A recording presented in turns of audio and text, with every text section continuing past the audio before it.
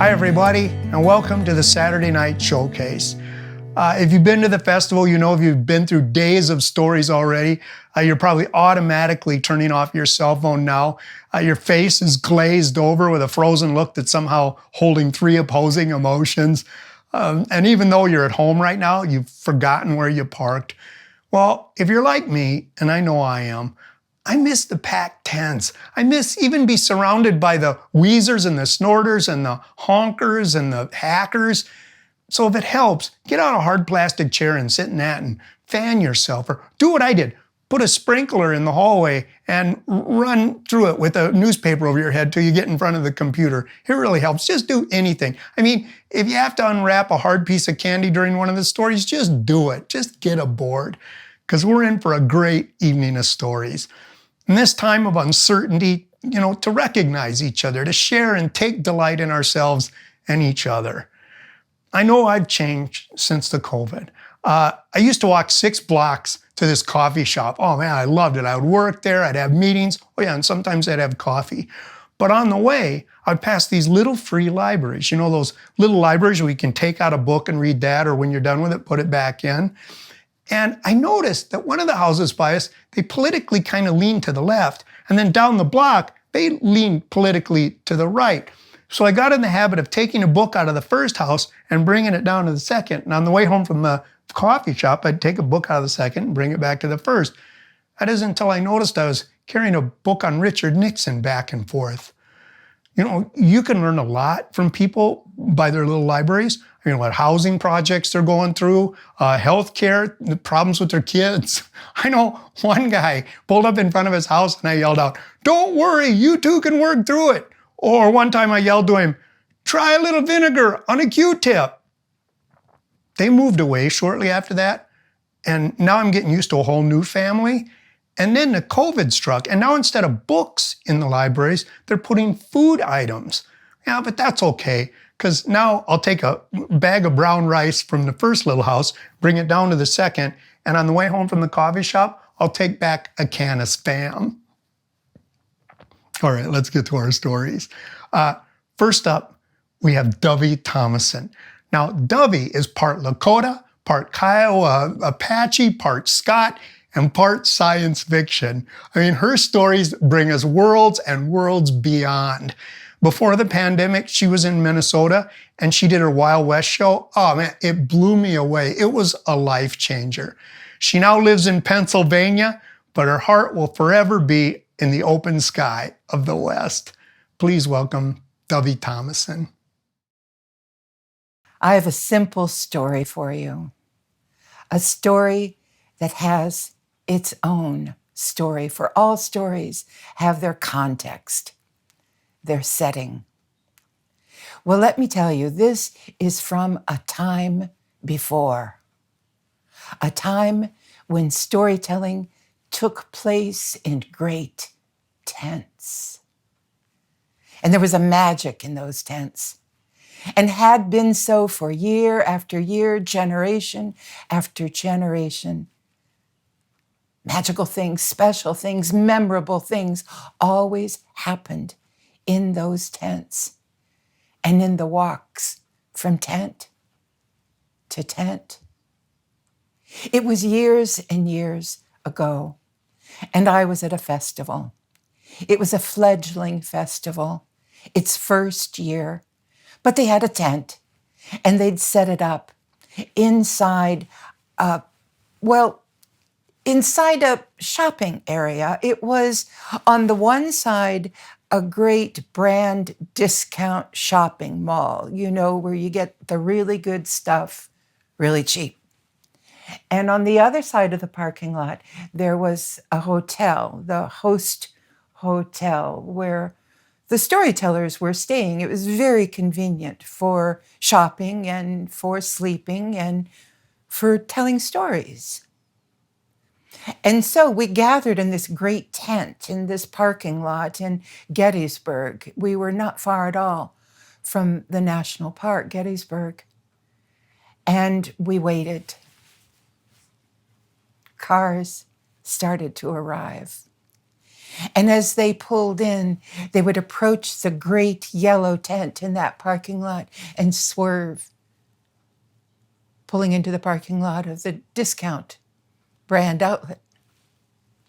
Car after car, car after car, unloaded, and people weren't just parking there, they disappeared into the stores of that discount brand outlet. And we stood there. Nothing happened for quite a while. We weren't off to a timely start, and I was in good company, and suddenly we heard the clatter and looked up, and buggies were starting to pull into the parking lot. Buggies, horse-drawn buggies, because Gettysburg is right there, abutting on Amish territory. And the Amish were coming to shop. And the buggies pulled up, but they didn't swerve toward the discount brand outlet. They pulled up by the tent. And folks in chambray and straw boaters and bonnets and beautiful primary colors all started filling the tent quietly, one of the quietest audiences I've ever seen. And we began. A couple of other tellers went ahead of me, and the audience was warm, responsive. It's getting to be my turn, and I got ready, got over to the stairway, getting ready to go up the stairs to the stage, and I was introduced, and the MC explained to them that I was Dovie Thomason and that I was Apache and Lakota, and I was going to be telling the old stories of my ancestors. And I took the stage, and I said, yes, so you heard that I was Apache and Lakota. I'm also Scott Traveler. And they were just looking at me absolutely blank-faced. They did not understand. You can tell. You learn to tell how people are hearing and responding and reacting and taking in what is coming at them. And they weren't taking it in. So I said, Scott Travelers, you know Scotland? And they nodded, they knew Scotland. And I said, travelers used to be called gypsies or tinkers, one of the oldest peoples in Europe, soon to be declared indigenous there. And I felt them balk at indigenous. And I said, indigenous, you know, like the First Nations, the first peoples of a place, like my father's people, Scott and Apache. We were Kiowa Apache, later called Plains Apache. Now the Apache tribe of Oklahoma, and they sort of knew Apache, but I added a bit on. I said, you know Geronimo, and no, they knew Geronimo, and Geronimo had toured in a Cadillac down the road in Carlisle, Pennsylvania. They knew Geronimo, and I said, picture Geronimo. That's my grandma's face, well, with a perm. And they chuckled. Only one hoop yet, and so I said, and then it's Lakota. We used to be called the Sioux. It was a mistake. We weren't the Sioux, but that didn't mean anything to them. I could tell. And I said, okay, all right, maybe a little sassy, but we had that unfortunate encounter with General Custer, and that's when they recoiled. Now they knew who I was talking about. They were okay with Geronimo, but the little bighorn, no, they weren't willing to go there. I'd lost them. I'd alienated them. They were repelled by me. And you know what your job is if you're a storyteller. That's not it. Get them on board. Get them back with you. Make a relationship. It's so important. It's all about making relationships. In the brief time you have together, coming together and being this shining moment of community. And so I said, let me tell you one of our stories, a story I learned from my grandma, and I chose one of the dear stories, one of the sweet stories, one of the stories full of misbehaving animals and hijinks and lessons learned and funny voices and animated facial expressions, and you could see them chuckling a bit and looking at each other like she's not going to hurt us, and everything settled down, and they leaned forward, and I had them. We were back together. It was working. And so the rest of that concert went very well, and nobody got hurt, and I was relieved and came off the stage. And you know that time after a festival when the tellers are available, you get to meet the people who were just part of your community. You get to meet the people who were listening. You get to talk. You get to hear from them. They tell you what they liked. They tell you nice things. They tell you who you remind them of. They tell you of a story they once heard. They tell you what mattered about what you said. They tell you where they've seen you before. They share. It's sharing. And it's precious to me. It's part of what I miss, especially in these times where we won't get to have those handshakes and hugs and conversations. But on that day so long ago, I became distracted in the midst of all these pleasantries because there was an old man standing there, and I mean old, somebody's grandpa's grandpa old man.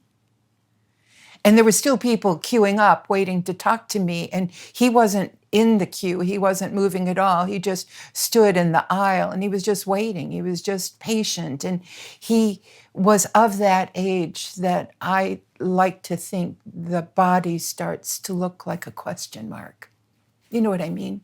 The neck curves, the shoulders bend, the back arches a bit under the weight of years and years of living, working, gravity. The head bows closer to the earth as if thinking of the next destination, of thinking of the new generations down there, shorter, looking up at them. It's a gentle and wonderful image that comes to me when I see old people. Now, I'm taught to respect old people. I was raised by old people, and I'm looking forward to being an old people. So I excused myself from the other people, and I walked over to him and I said, "Excuse me, there's this grandpa," and people got out of the way, and I took him by the arm and I said, Here, have a seat." And he sat down, and then he reached out and he took hold of my hand. You know the feel of an old man's hands. These are hands that have worked a lifetime.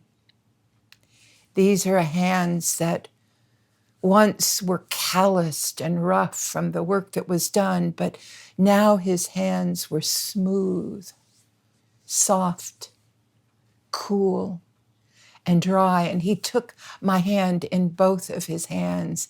And I said, "I'm so glad you were waiting. I'm so glad you were patient. I'm sorry it took so long." And he said, No, it's fine. It's fine. I was just hoping to meet you." And I said, "Oh, that's so nice." "No, I just wanted to introduce myself," he said. "Well, that's fair." I said, you know my name. I should know yours. It would only be fair." And he, still holding my hand, he patted it and said, "My name is George Armstrong Custer." I was without words, although not without thoughts. There we were near Gettysburg, where George Armstrong Custer, during the Civil War, he got the name of the boy general. He was only 23 years old. George Armstrong Custer. My silence finally grew awkward, and he said, no, not descended from the general himself, but his brother Tom, that was my relative, great-grandfather. It was Tom. That's my family. And I knew that name. George and Tom and Boston, 3 brothers. George, the oldest, Tom, the middle, and young Boston, who was a civilian, a clerk, and there was a nephew there. There were 4 Custer boys at what we call the greasy grass, and history books call the Little Bighorn. Again, I was lost for a minute, and I didn't know what to say, so you say what you say. I was thinking of the death. His family had killed my family. My family had killed his family. We both had lost on that day in 1876. Well, what do you say? I said what you say. I said, I'm sorry for your loss. I was thinking of the photos I'd seen of the battlefield. I knew he'd seen those photos too, and had other photos, because this was his relative. He patted my hand. He still hadn't let go. He patted my hand and said, no, I'm sorry for your loss. And I just wanted to tell you, I'm glad you're here. I'm glad we're here. I'm glad you have them stories. It was good to hear them. I just had to, meet you like people do. That's what we did. We met like people do. And that old man, with all he knew and with all I knew, and the weight of the losses on both of us and our relatives for all these generations, well, he picked it up and he came forward and he reached out his hand, and we met like people do. I think that was a greater act of courage than was shown by any of his ancestors. And I wonder today, if he was my neighbor, what would our next conversation have been like? One of my favorite stories comes from a man who spent time in a refugee camp in South Sudan. And he said one day his daughter and his wife went to the marketplace, and they'd been going through a really hard time. So his wife decided to buy the daughter an apple. So she took 2 apples and she said, honey, you can have whichever one of these you want. And the daughter took the apples and she took a bite out of one, but then quickly took a bite out of the other. Oh, the wife thought, I thought we raised her better than that, and her heart was broken when all of a sudden her daughter held out one of the apples and said, here, mommy, this one's the sweetest. Carmen Deedy, when you think you've just figured out her sour side, she'll go and do something sweet. She's a festival favorite, and by that I mean no matter what festival you're at, she's the favorite. She comes to us from Atlanta by way of Cuba and incredible good fortune. And after you see this, like me, you'll virtually love her. Please welcome Carmen Deedy. When I was 17 years old, I thought I'd pretty much heard every story my father had to tell. And frankly, at that age, well, the hubris of the young, I didn't think they were that interesting anymore.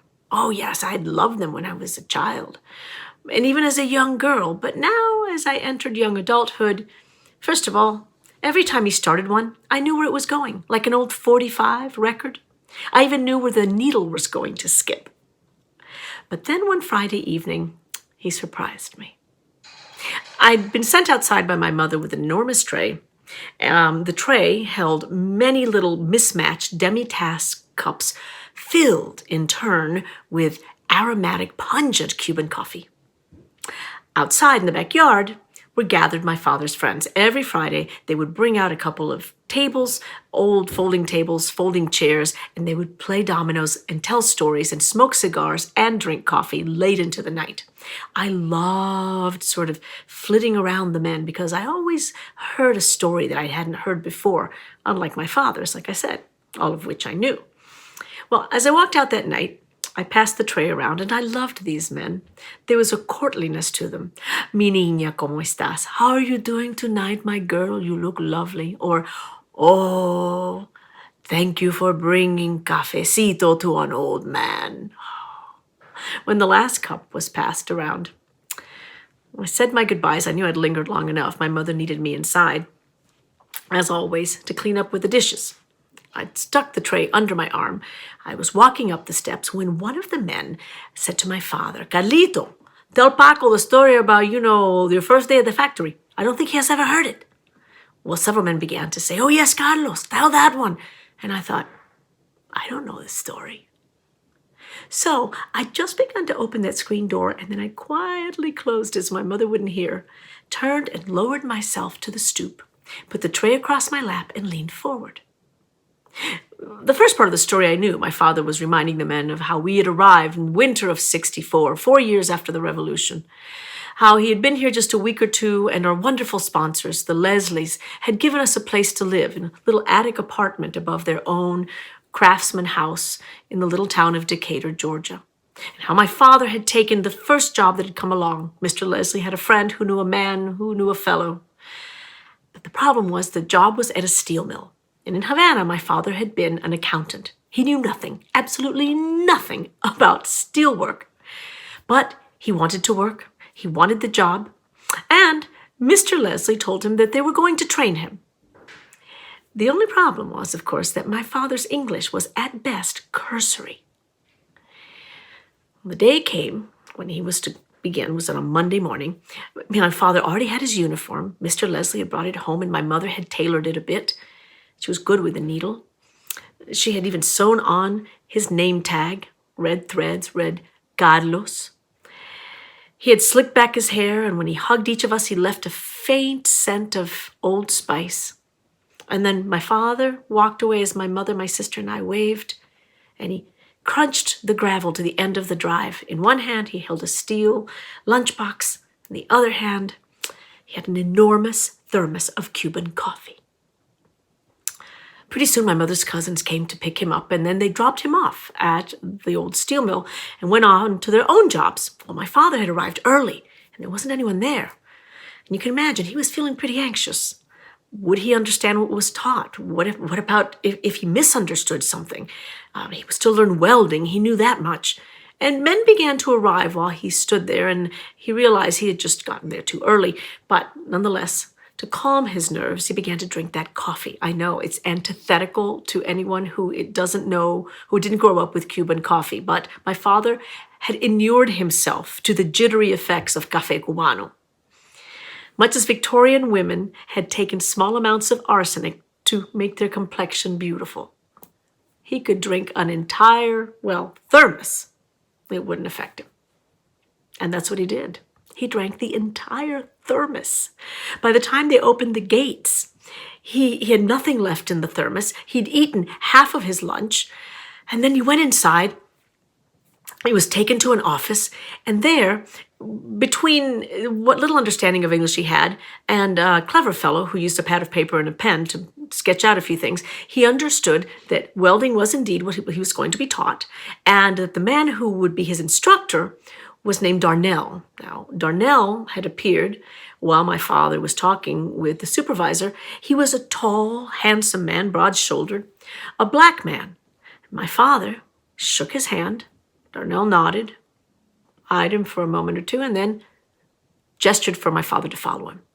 Well, right away they got to work, and Darnell was explaining to him about blow torches, the welding torch, I should say, about the goggles, and my father was following most of it. But after about a quarter of an hour, his body betrayed him, and that thermos of coffee hit his bladder like a hammer blow.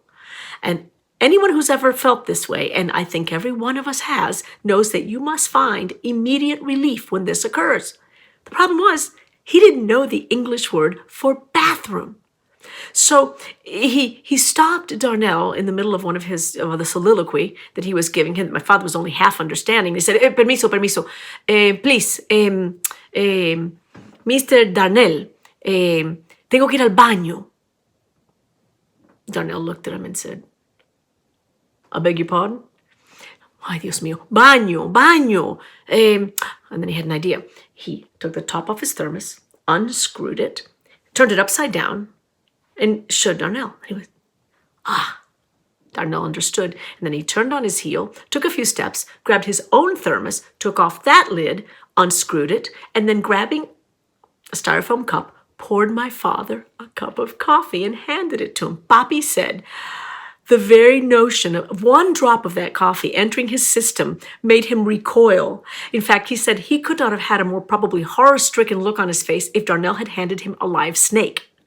Meanwhile, of course, Darnell has a very different interpretation of what's just happened, because he has handed a cup of coffee to a white man, or maybe he's not white, whatever he is, he's not sure, but the man has turned down coffee that came from the thermos of a black man. Darnell turned around in disgust, tossed the cup into the trash, and my father, at first confused and then realizing what had happened, grabbed Darnell by the sleeve and turned him around and said, "No, no, señor, no, no, no. Por favor, mira, look, mira." That he had had his coffee. He tried to mimic the drinking of coffee. Darnell just looked at him for a moment and shook his head. He still didn't understand. And then my father did, well, the only thing he had left to do. He mimed the unzipping of a pair of trousers and then the international symbol for, "I gotta go." And after an instant of confusion, Darnell understood and my father understood, and they must have felt just the relief of tension, the release of tension and the relief that came with it. They both began to laugh for a moment. And then Darnell looked at my father and he seemed to be puzzling something out. "Come on, Mr. Carlos." And he gestured to him and then he walked away. My father followed him. And Darnell walked into an enormous room. And if you've ever been in a steel mill, it is such a loud place. I visited as a child, and they would make you wear earplugs when you went inside. Well, it was incredibly, incredibly noisy. And as they walked along the wall, there was a lot of machinery and different men were working. But my father noticed that as the further they went, as they walked along, the noise reduced itself. It became not quite as loud. In fact, the sound was that of ka-choom, boom, ka-choom, boom, machine after machine being turned off. And then my father started to hear footsteps. He glanced over his shoulder and he saw behind him a whole phalanx of men following Darnell and Papi along the wall. Where? Well, at this point in the story, my father turns to his friends and says, "Now, you can imagine. I was new to this country and I knew there would be cultural differences. But where we came from, when a man went to the bathroom, he took care of this kind of business alone." Oh, there was laughter for a moment.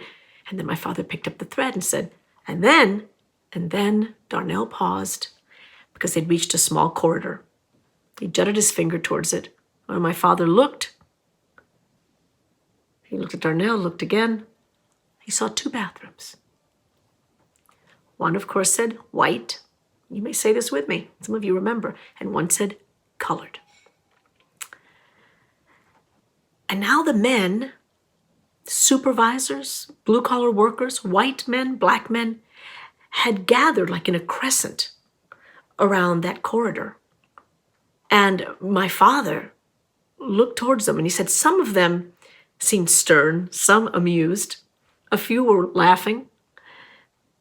Darnell in the back, however, was just watching my father. And this is the moment where I interrupted my dad. Remember, I'm sitting up on the stoop with that tray on my lap, and I didn't mean to, but I said, "Papi, what did you do?" They all turned to me. They didn't realize I'd been there. And my father said, well, What did you do? Just a moment, let me finish the story. I will tell you in a moment what I did. He said, I looked at those men, and then evidently one of the men, and he didn't know who it was, white or black, shouted, "Pick whichever one you want, new man, but when you pick one, you stick with it." And then he said, "So, in my country, my own tragic country had its own troubles, but this wasn't one of them." Now I couldn't stand it anymore. I put the tray down. I walked towards the men and I said, "Puppy, what did you do? I am trying to tell you." Things have become so difficult in our own homeland. People pull to the left, they pull to the right. Brother against brother. Husband against wife. Father against mother. Sometimes life gives you only bad choices. And here I was, once again presented with them, after all we had been through. So what did I do? I said, "Yes, what did you do?" And the men who didn't know the story, like me, all leaned forward. "Carlito, ¿qué hiciste? What did you do?" Well, I did the only decent thing a man with a conscience and a full bladder could do. I glanced over at Darnell for a moment. I pushed my way through that crowd. I find a door. I walk outside. And I whiz in the woods. And then my father, talking to the men but looking at me, said, "When you are faced with choices that your conscience cannot abide, remember, there's always the third way." The ancient Greeks thought of stories like a loom, in that vertically ran the metaphor, horizontally ran the sequence, and where they came together, they wove their invisible yarns for their cloaks of immortality. When I think of a story, I think of the four brothers. There were four brothers, and they all went out to get an education. One went out and became a famous doctor, famous in his field, and the second went out and he became an architect, building bridges and buildings. The third brother went out and he got into the mystical sciences, spirituality. And the fourth brother really never found his place. He kind of wandered from town to town. Well, one day the four brothers found themselves together and they said, "Let's find out who got the best education." So they took a walk and soon they came across a dead lion. And they said, "Let's use this lion to see who got the best education." So the architect brother's off and he puts the bones just the way the lion was. And the second brother, the medical doctor, he jumps in and puts on the skin and the organs and the muscle, and it looks just like a lion.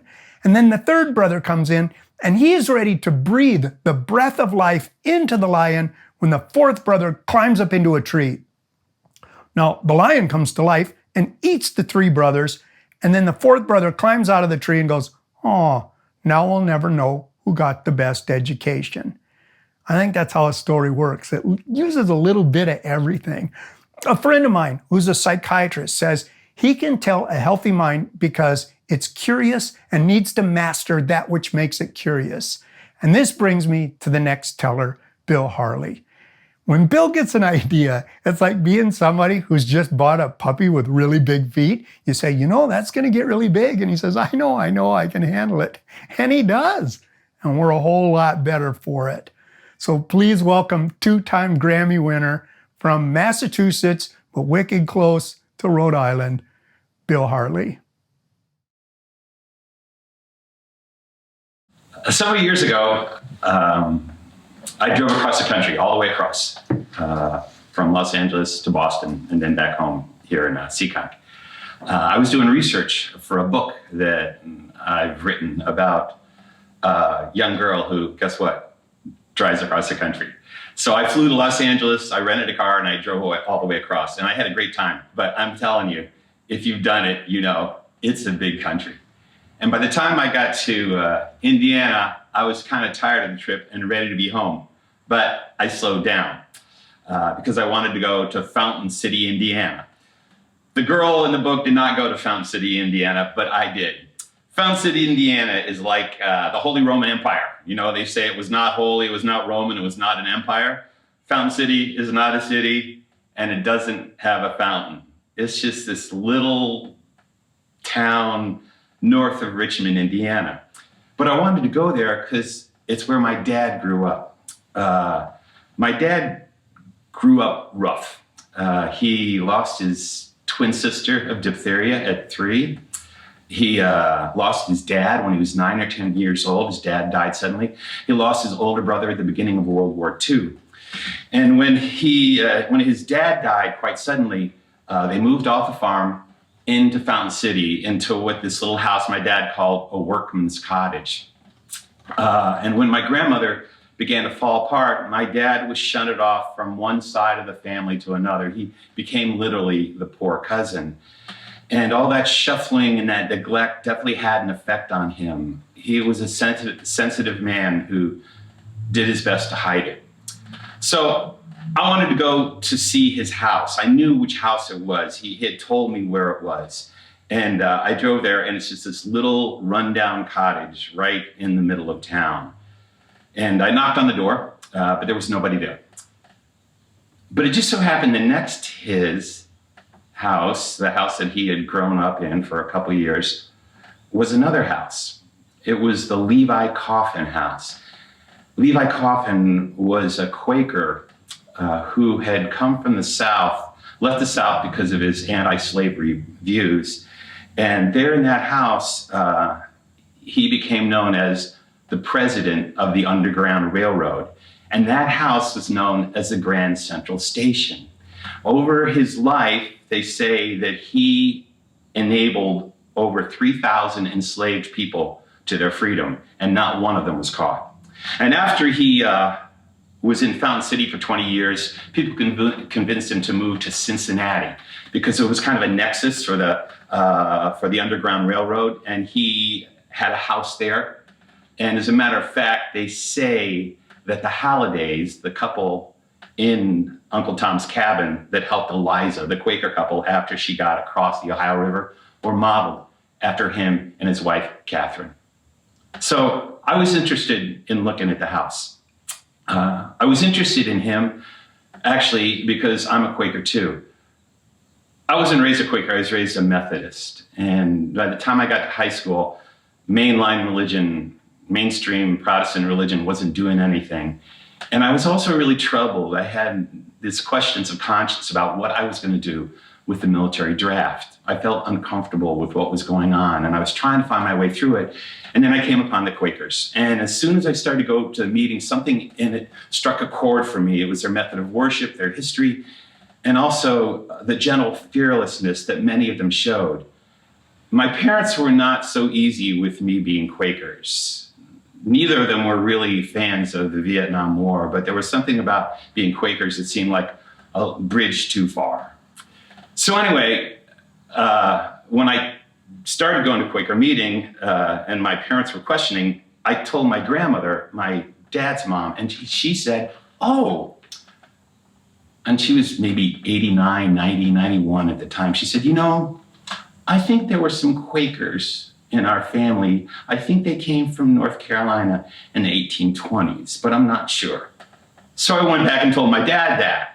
Hey, Dad, I think they were Quaker. He said, no, she doesn't know what she's talking about. That was my dad not wanting to go back. He had a hard time sharing his memories of what had happened to him or his family memories. So I forgot all about that, or at least I just carried it in the back of my mind. And then I stopped in Fountain City, Indiana, and there was a Levi Coffin house, and I thought, well, I better go check this out. And I'm just going to tell you that Fountain City, Indiana is not a huge tourist attraction, and neither is a Levi Coffin house, although it's a great museum.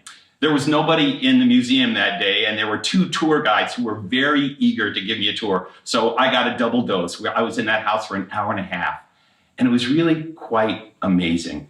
Levi Coffin was a very successful businessman. You know, they used to say about the Quakers that they came to America to do good, and they did well. And Levi Coffin was one of those. He was a merchant, he ran a general store, but he used that as a cover for his work. And they led me through the house and showed all the different parts of it, and the parts on the second floor where there was a false wall where they could hide people. And we were standing in the kitchen, and the woman, one of the women was telling me a story about Catherine, Levi Coffin's wife, who was in the kitchen, and there was a knock on the door late at night, and she opened the door. There in the middle of the night, there was a man standing there, and he said, your shipment is here. And he pointed to this carriage. He pointed to this wagon that had been brought into her drive. And they went out, and there was a false floor on the bed of the wagon, and they lifted it up, and 13 humans climbed out and came into their kitchen that they didn't know were coming. But they got all of them to freedom. And you've probably had that experience like I, when you're in a place where you know something happened and you can almost feel it. It's almost palpable. It made me wonder about their bravery and the courage and the danger, and also wondering whether you were capable of that yourself. And I was standing there, and I knew that Harriet Tubman had stood in this place, and that Frederick Douglass had been here, right where I was standing, William Lloyd Garrison. You can't help but feel it. So I said in passing, actually, my dad grew up in this town. He grew up right next door. And they said, oh, what's your family name? I said, his name is Harley. And they looked at each other and they shook their heads and they said, no, we don't know anybody named Harley. And I said, well, he wouldn't have been here yet. They're not the Harleys. They came from Germany after 1848, after all the wars over there. But actually, my dad's mom, my grandmother, said that she thinks that there were Quakers in our family. They might have come from North Carolina in the 1820s. And they said, well, what's her name? And I said, Moat. And they looked at each other and they said, the Moats? And I said, yeah. And she said, oh, yes, they were Quakers. They came from North Carolina, along with Levi Coffin. They were involved in the Underground Railroad. I said, really? She said, yes. You see that picture up on the wall? And there was a portrait of Levi Coffin that had been drawn. She said, that was drawn by Marcus Moat, a Quaker artist. And I'm telling you, when she said that, my body literally started to shake. And I felt my feet were somehow grounded in the earth, and this energy was coming up through me out of the top of my head. And I didn't know it wasn't something I found in a book. It was written, it was corroborated by history. I just knew in my heart and my soul that somehow my family had been part of this. I was positive of it. And it was an amazing experience. And I thought, what an incredible thing for me to be brought back to this place, that I had this heritage, that I had my own story. As much as I could, trying to speak truth to power, trying to stand up for what's right, I now had a story to go along with it. And it makes me wonder, do you carry that ancestry with you? I know now, we know about epigenesis, that trauma is passed on through generations. The suffering that a family has gone through carries on for hundreds and hundreds of years afterwards. But I wonder too, if moral courage could do that. So I had that story to tell. But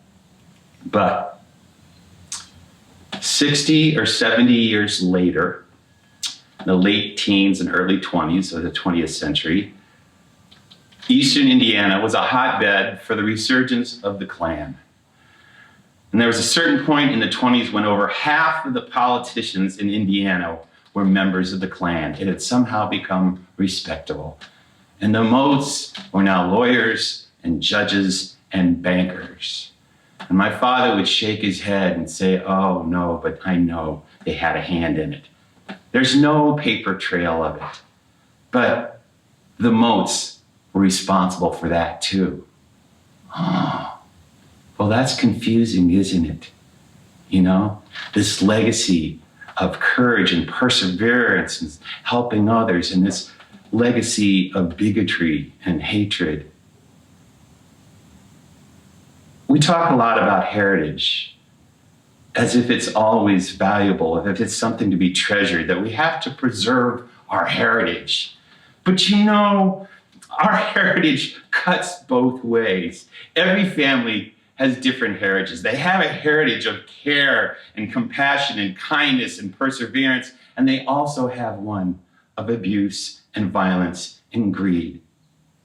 We carry both of those stories in us.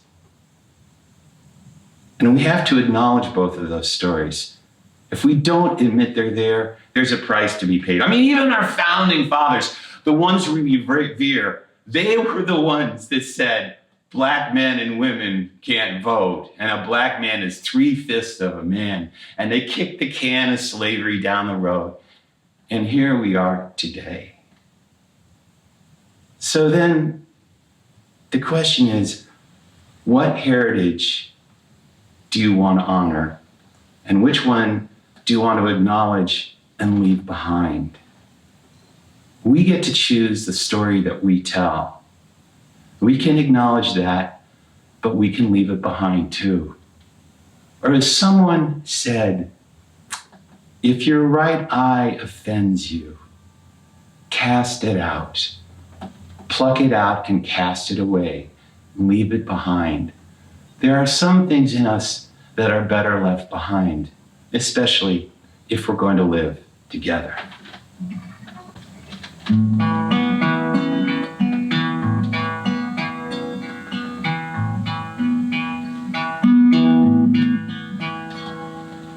In the country where I live, there are many colors, many shades and many hues, many spaces in between. Like a rainbow braid of light, each strand bound around the others. Colors blend and stand apart in the country where I live.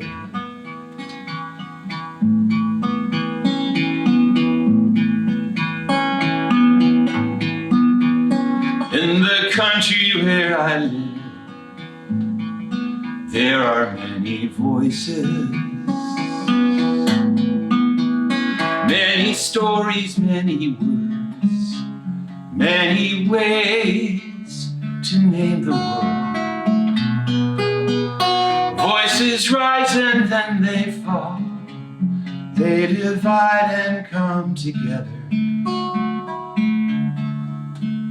Many voices, many words, in the country where I live.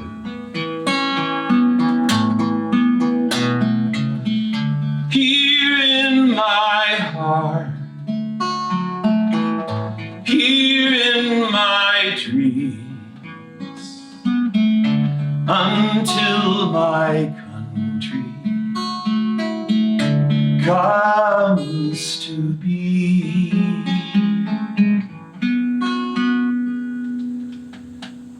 In the country where I live,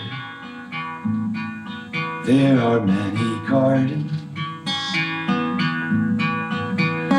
where the seeds of life are sown in the hope that they might grow, where the smallest flower blooms finds its place among the others. There are gardens filled with hope in the country where I live. There are gardens filled with hope in the country where I live.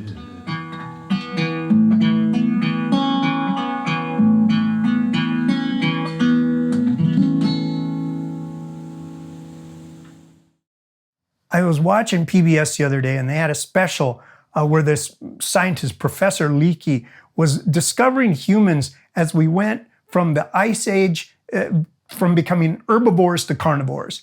And so he said we needed three things to change. One was language. We needed to develop a language that fit with our new skills, and tools that were more adapt for hunting than harvesting. And he couldn't figure out what the third was. And they did digging after digging after digging.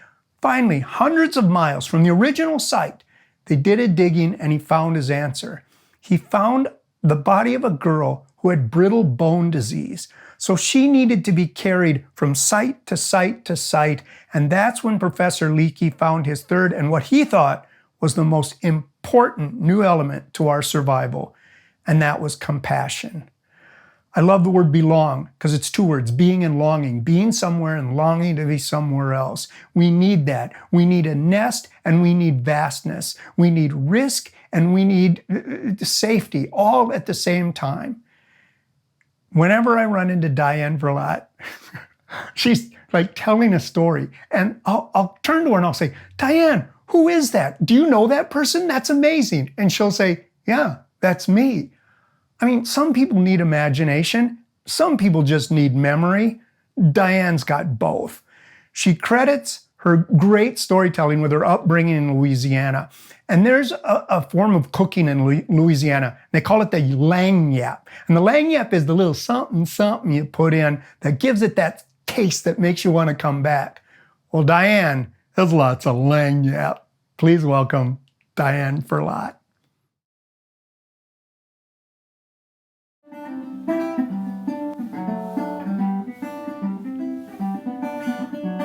My ancestors, a long time ago, lived in Africa. They didn't come from Europe. No. They didn't come from Asia. No. They didn't come from Australia, New Zealand, Philippines.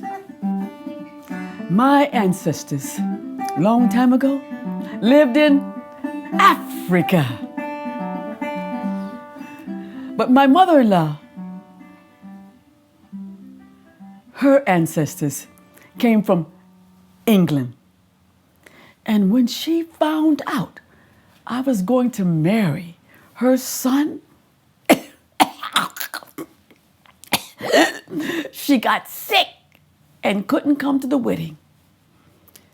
But her son told her, Mom, this is who I love. You missed the wedding, it's your loss. So she didn't come. And the relationship between a son and a mother began to change. She didn't call her son anymore, didn't visit her son anymore. But her son would call her once or twice a week to see how she was doing. That went on for about a year or so. And then he went to visit his mother without me to see how she was doing. And that went on for a year or so. But then about a year later, my husband and I decided to adopt a little baby girl, 6 weeks old. And her son went to visit her again. This time he brought me with the baby. And when we got to her house, she was nice. It was very nice. She opened the door. That's a start. And when I walked in, I sat down on the couch. She sat way across the room. And there was no conversation, just questions. Well, I knew where my mother-in-law was coming from. She didn't know anybody black. All she knew about black people is what she saw on the television. And back then it was power to the people and all political prisoners, the Black Panther Party. That's all she knew. But, after another visit, pretty soon she was warming up. I mean, I was playing the piano at her house and she was trying to sing. And then she wanted to hold the baby. And when I saw her holding that baby, I saw the warmth come over her face and the spark in her eyes. And she said, "Oh, isn't she cute? She's so pretty." And after another visit, we began to talk. The questions wore off. We were talking heart to heart, eye to eye. And what happens when you do that? The wall between us began to come down. And pretty soon, I'm just playing the piano and she's taking care of the baby, changing her diaper, and she's still trying to sing. I'm helping her in the kitchen. And after one of those good visits, one time I was leaving her house and my mother-in-law, she tried to give me a half a hug, like this. Well, that was better than no hug. But about a year later, I adopted another child, 3.5 years old. And when she met him, oh, she loved him. I mean, she was bringing the kids to the park, and she was singing songs, and she was playing games, and she was tickling them. I was playing the piano, and she was still trying to sing. I mean, the visits got better and better and better. And one time after leaving her house, my mother-in-law, she tried to give me a whole hug. I went, whoa. Could she like me? I know she couldn't love me. I'm going to test her. So what I did, I invited my mother-in-law to Thanksgiving dinner. And what do you think she did? She came. She came. And to spice things up, I invited my mama and daddy, who had never met her before in life. And when my daddy walked in the house and he saw her and he found out her name was Lorraine, he walked over, picked up her hand, and sung the whole song by Nat King Cole. My sweet Lorraine, Lorraine. She loved my daddy, but she missed all those years knowing him. Everybody liked my daddy, who took time to get to know him. That's the kind of guy he was. He was Mr. Funny. Everyone liked him. And no offense to anybody who's English, but my mother-in-law, she couldn't cook. Just throw things in a pot and boil it. No flavor, no seasoning. She loved my daddy's cornbread dressing. She loved those sweet potatoes and those greens. She loved that baked chicken with the long gravy. I mean, she was eating like it was the Last Supper. Her family didn't gather at holidays. I don't understand that. My family always gathered. Any reason to eat. We'd say, you bring the salad, I'll bring the rice, and you bring the cornbread. We all brought stuff. And we'd eat and eat and eat and eat and eat. Then we'd fall asleep, wake up and eat some more. And that's the way it was. And then I saw my mother-in-law and my mother talking at the dining room table about their early childhoods. The day my mother was born was the day her mother died. Not a good start, is it? Cinderella ain't seen nothing compared to my mother's life. And my mother-in-law, her family came from England with nothing, immigrants. They had a very hard life. Then they both said, wait a minute, we had a hard life, but we made it. We're still here, we survived. And my mother-in-law was finally realizing life was too short to miss out on family and love and good eating on holidays. Because every holiday after that, what do you think she was? At my house, my mama and daddy's house, or we brought the food to her house? But I tell this story to say this. We have to be very careful how we treat people, especially if we don't even know them. Because my mother-in-law, when she was on her deathbed in the hospital, guess who was all around her bed? Black folk. The nurse was black. Me, my mother, my father, my 2 children, and her husband and son. Do you know who put lotion on her dry legs and feet? My mother. And do you know who fluffed her pillow and rubbed her back because her back was hurting her so? My mother. Yes, we have to be very careful about how we treat people, because you never know what the end's gonna be and who might have to give you a cool drink of water. Now, my mother-in-law, she had her faults like we always do. But if you know them, that's good. But she must have done something right to raise a son like she did. Because my mother was diagnosed with Alzheimer's disease. And guess who took care of her? Her son.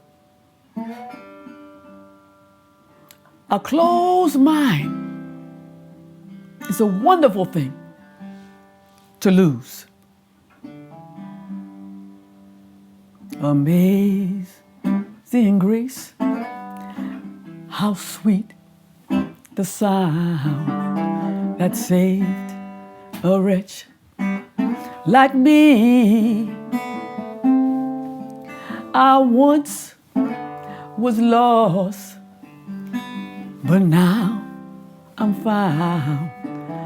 Was blind, but now I see. Was blind, but now I see.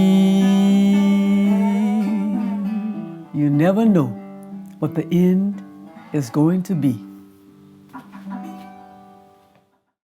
Okay, we all have a place where we feel our most comfortable, like an ocean, a desert, a mountain. We all have that landscape that gives us peace. Now, the Greeks called this an oneric space. It's a place where they said dream and reality came together. For me, it was my grandparents' farm. Oh, God, I love visiting that farm. We had what was called unstructured time, which now we call boredom. Oh, but I was never bored on that farm. And I've never been bored to this day because of it. Okay, I've been to some place where I wished I was somewhere else, and other places where I would have fallen asleep if I hadn't been the one talking, but I still have never been bored.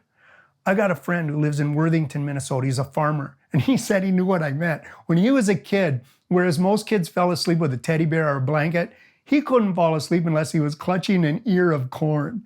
His name is Dave, and he has a farm. And like most farmers in Minnesota, they're going through a hard time right now. So he had to sell off most of his land, and the land that he kept, he calls his art, and he got a job in town.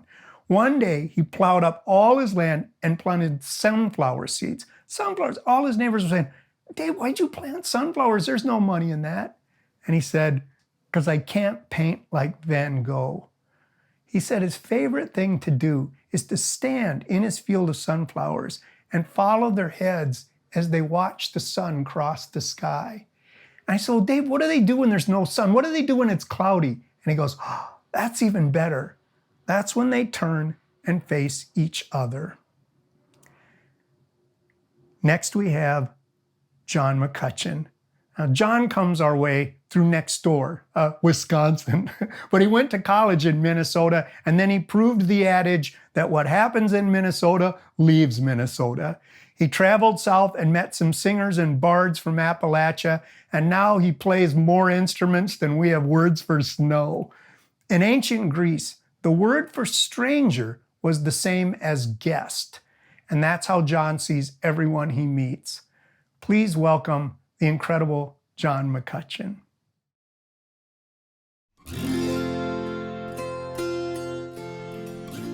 I want to do a couple of Woody Guthrie pieces for you here. One, oh, you know, and you can help me. Yes, even if you're all alone sitting there, you can help me.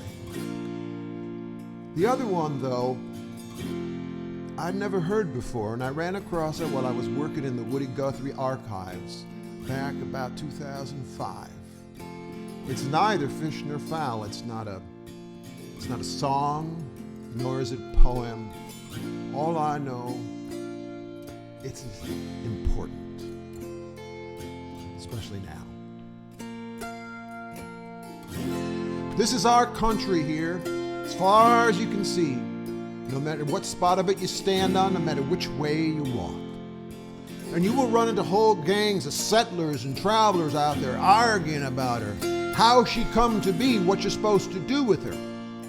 And they will tell you that she is so beautiful, You're supposed to spend your whole life just feeling all of her prettiest parts, sucking in all of her sweetest breezes and enjoying all of her prettiest colored scenes. And I believe this gang has the wrong notion. And there's another outfit out there that'll tell you that there is nothing good about her. There was nothing free. She is all dirt and filth and slums and shacks and bad odors, loud words of bitter flavors. And this gang is big. I've heard them loud, and I've heard them often. I've come to think they're just as wrong as the first outfit. Because this is our country here. No matter what spot of it you stand on, no matter which way you walk. And when you have crossed her as many times as I have, you will have seen as many good things about her as bad. And I've looked into a million of her faces and eyes, and I've said to myself that there's a look here that is good if you can just get past all the hard times and the doubt and the debt. And maybe that's why this country feels so lopsided to some of us. All lopped over in the good and the easy for some, and all lopped over on the hard and the bad for others. But it's because I've seen the pretty and I have seen the ugly. That is why I hate the ugly parts and I want to change them.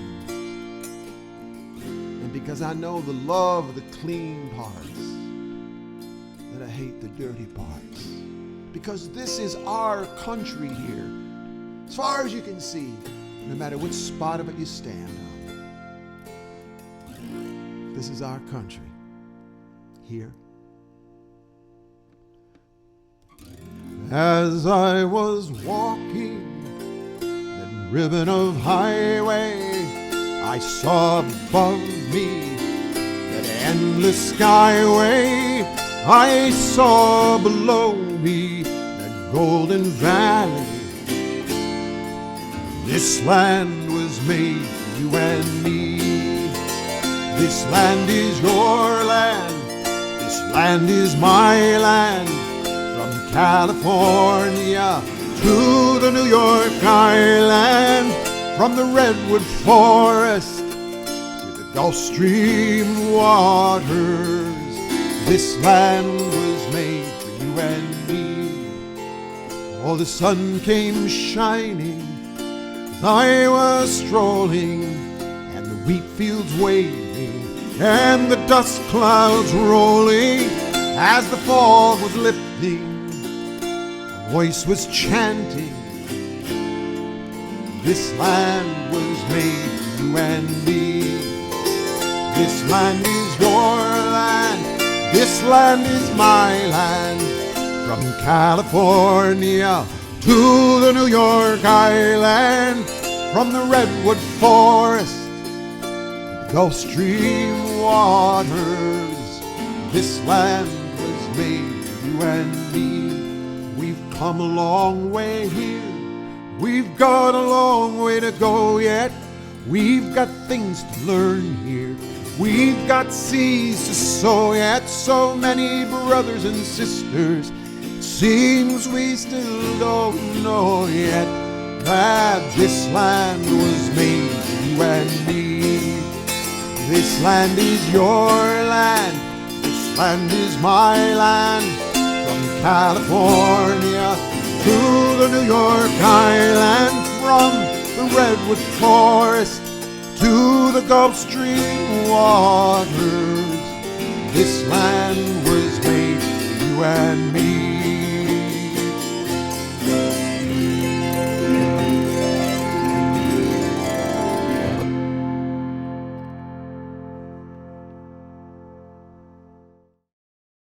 All right, everyone.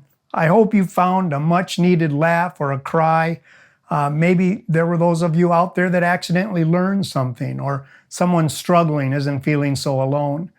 Sometimes a kid will come up to me after a show and say, "You're almost as good as my grandpa." And that's when I know I really nailed it. And it also reminds me, that we really are the stories. The tellers just remind us of the beauty and the struggles and the wisdom that we already carry. So you can turn your cell phones back on. Please clean up around your seats. Safe travels home tonight, no matter how many feet that is. And until we meet again, may the princess get the frog and the devil get his due, and your imagination always be just a little bit better than your memory. Thank you.